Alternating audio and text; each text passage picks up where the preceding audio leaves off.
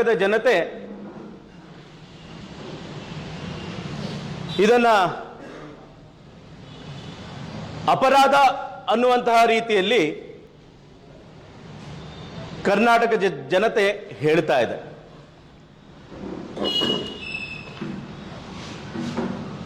ಒಬ್ಬ ವಿರೋಧ ಪಕ್ಷದ ನಾಯಕನನ್ನ ಹೇಗೆ ನಡೆಸ್ಕೊಳ್ಬೇಕು ಅನ್ನೋದನ್ನ ತಿಳಿಲಾರದೆ ಇವತ್ತು ಪ್ರಿಯಾಂಕಾ ಖರ್ಗೆ ಅವರ ಏನು ಸಹಪಾಠಿಗಳ ನಡವಳಿಕೆ, ಹಿಂಬಾಲಕರ ನಡವಳಿಕೆ ಇದೊಂದು ಅಕ್ಷಮ್ಯ ಅನ್ನುವಂತಹ ಮಾತನ್ನ ಹೇಳಲಿಕ್ಕೆ ಇಷ್ಟಪಡ್ತೇನೆ. ಸತತ 5 ಗಂಟೆಗಳ ಕಾಲ ಒಬ್ಬ ವಿರೋಧ ಪಕ್ಷದ ನಾಯಕನನ್ನ ಕೂಡಿ ಹಾಕಿ ಅವರ ಮೇಲೆ ದಾಳಿಯನ್ನ ಮಾಡುವಂತಹ ಒಂದು ವ್ಯವಸ್ಥೆ ಕಲಬುರಗಿಯಲ್ಲಿ ನಡೀತಾ ಇದೆ ಅಂದ್ರೆ ಇನ್ನು ಸಾಮಾನ್ಯ ನಾಗರಿಕರ ಯೋಚನೆಯನ್ನ ಮಾಡಬೇಕಾಗತ್ತೆ ನಾವು. ಕಳೆದ ವರ್ಷ 2 ವರ್ಷ ಹಿಂದೆ ಒಂದು ಮಾತನ್ನ ಮಾನ್ಯ ಮುಖ್ಯಮಂತ್ರಿಗಳು ಹೇಳಿದ್ರು.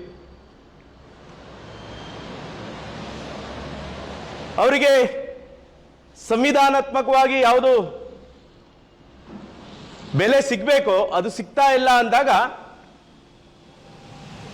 ನಾನು ಶ್ಯಾಡೋ ಆಫ್ ಮುಖ್ಯಮಂತ್ರಿ ಅನ್ನುವಂತಹ ಮಾತನ್ನ ಹೇಳಿದ್ರು ಅವತ್ತು. ಯಾಕೆ ಮುಖ್ಯಮಂತ್ರಿಗಳೇ, ತಮಗೆ ಇವತ್ತು ಕಾಣ್ತಾ ಇಲ್ವಾ ಶ್ಯಾಡೋ ಮುಖ್ಯಮಂತ್ರಿಗಳ ಪರಿಸ್ಥಿತಿ? ಮಾತನಾಡ್ಬೇಕಲ್ವಾ ಇವತ್ತು? ಮರಿ ಖರ್ಗೆ ಅವರಿಗೆ ಬುದ್ಧಿವಾದ ಹೇಳಬೇಕಲ್ವಾ?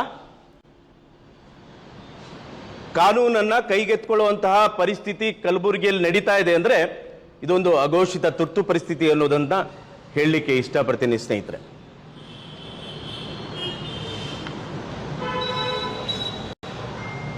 ಬರೇ ಕಲಬುರಗಿಯ ಸ್ಥಿತಿ ಇದು ಅಂತ ಹೇಳಲಿಕ್ಕೆ ಆಗೋದಿಲ್ಲ.